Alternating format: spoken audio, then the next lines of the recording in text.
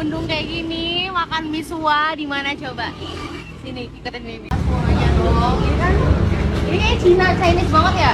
Halo nggak Mas? Halo dong. Oh, bukan punya. Bukan dong, kakak. Oh, kakak. Halo guys, ini emang nggak pakai yang macam-macam ya? Enggak. Ibu, alkohol. Enggak. Bener ya? Halal 100%.